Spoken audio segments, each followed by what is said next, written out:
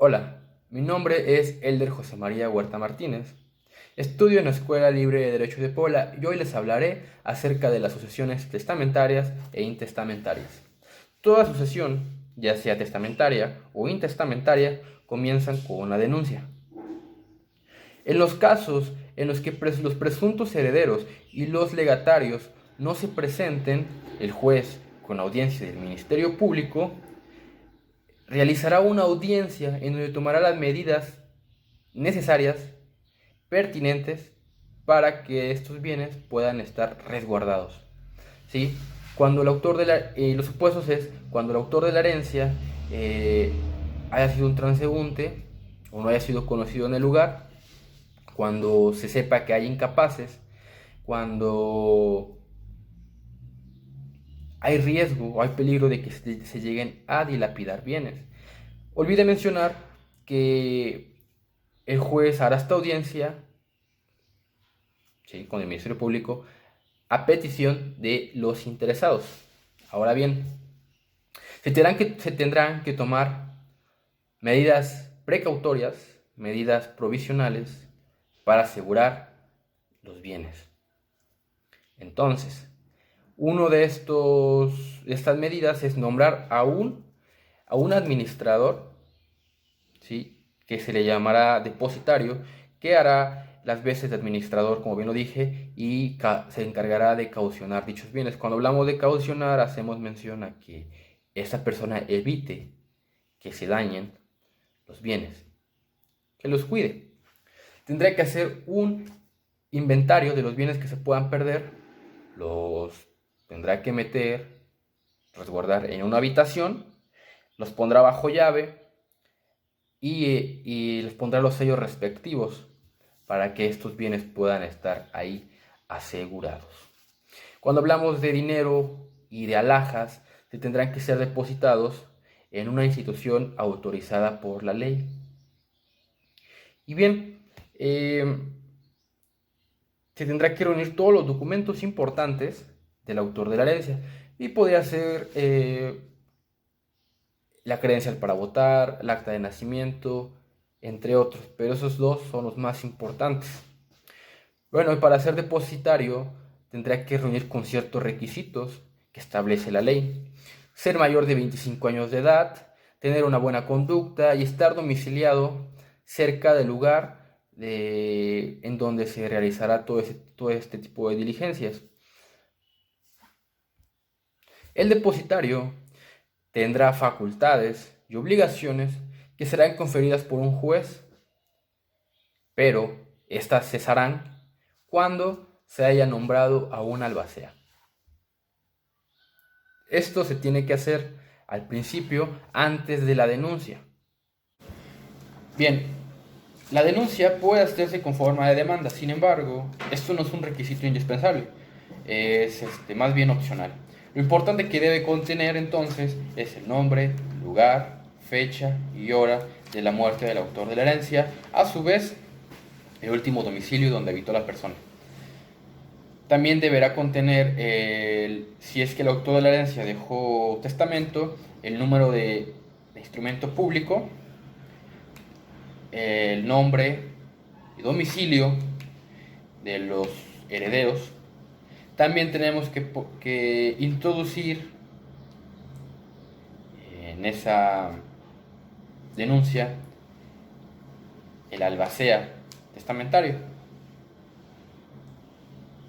También debemos poner o introducir en esa misma denuncia el inventario de los bienes. Ahora bien, cuando hablamos del inventario, es un documento descriptivo de los bienes que dejó el autor de la herencia. Va acompañado este documento, o más bien acompaña este documento a la denuncia.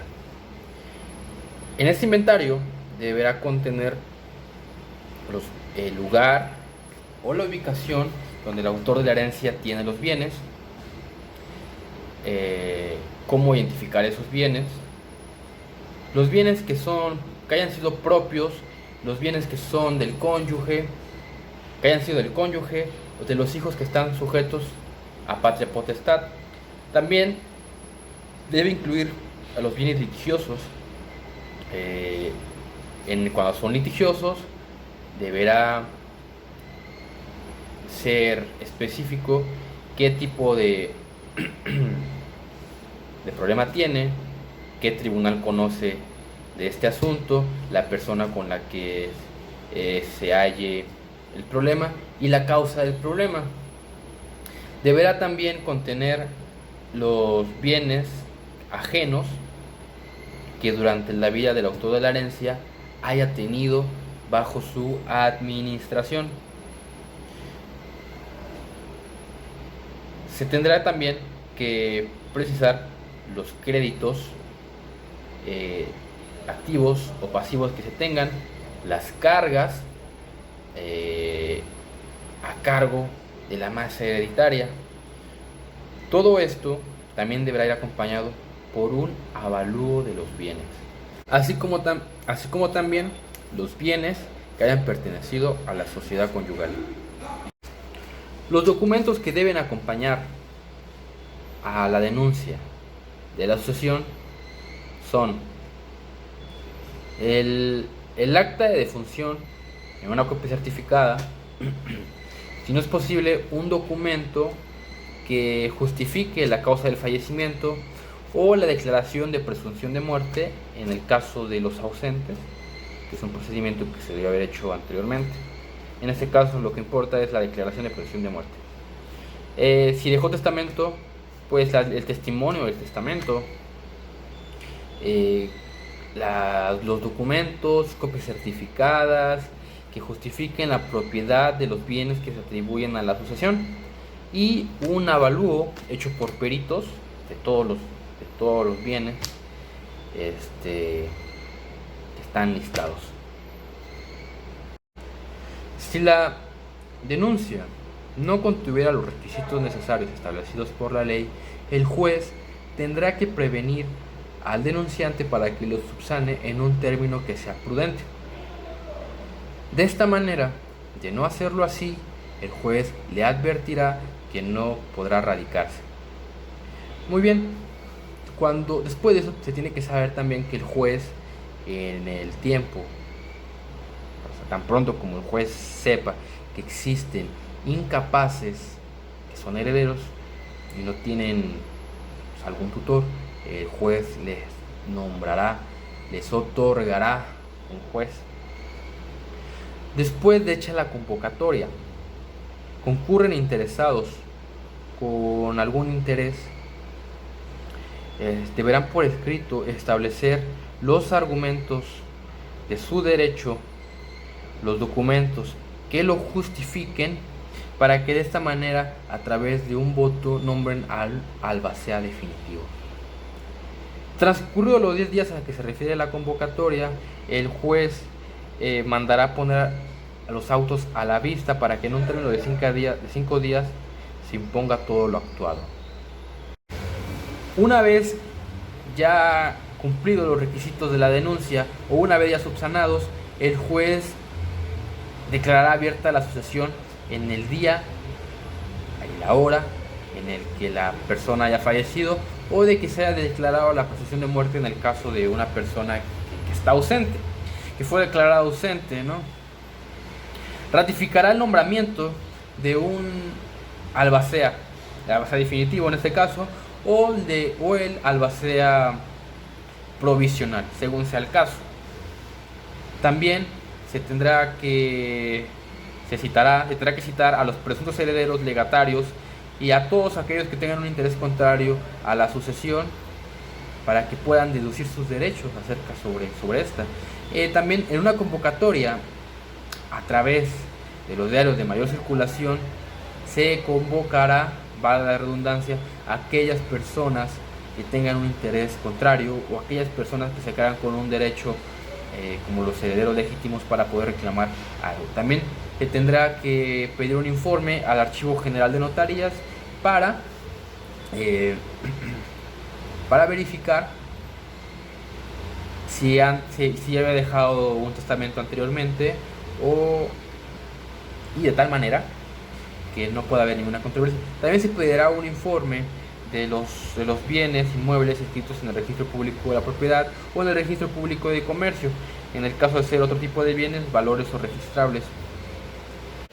Si algún interesado pretendiere ofrecer impugnaciones acerca de la validez del testamento, de la capacidad de heredar o del derecho a heredar, tendrá que hacerlo por escrito, ofreciendo, con argumentos por escrito, donde se explique el hecho y el derecho del que se sustente, y se ofrecerá el material probatorio.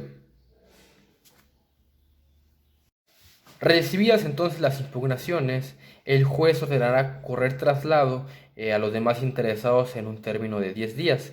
Transcurrido dicho término y hora, para una audiencia en el que se desahogarán las pruebas y se escucharán las alegaciones de las partes.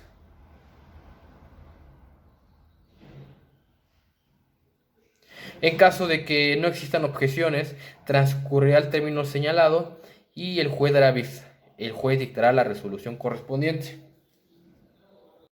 Ahora bien, esto es muy importante y es menester que quede muy bien claro que en la resolución que se dicte, en los casos a que se refieren los dos artículos anteriores, el juez, partiendo del supuesto de la existencia o no de un testamento, hará lo siguiente. Aquí no importa si hay testamento o no hay testamento. El juez hará lo siguiente.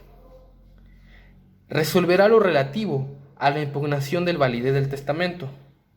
Esto quiere decir que lo que había mencionado anteriormente, el juez decidirá qué persona sí tiene derecho sobre el testamento, si es que resolverá sobre si es que hay una objeción y cómo va a resolverla.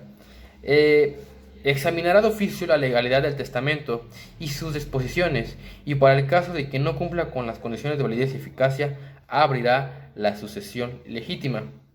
Entonces, en el caso de que haya dejado testamento una persona y esta persona no cumpla con las condiciones de validez y eficacia, para acabar pronto, por decirlo así, el juez abrirá una sucesión legítima.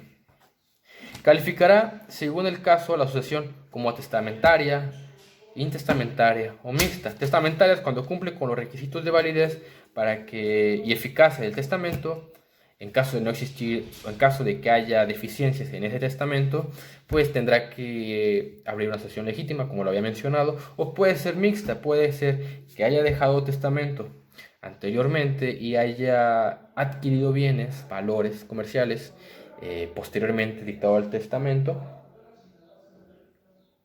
dado sea el caso, ¿no? Porque puede haber otro tipo diferente de caso. Entonces, puede ser mixta, puede ser que sí haya testamento y que también se haya una sucesión intestamentaria.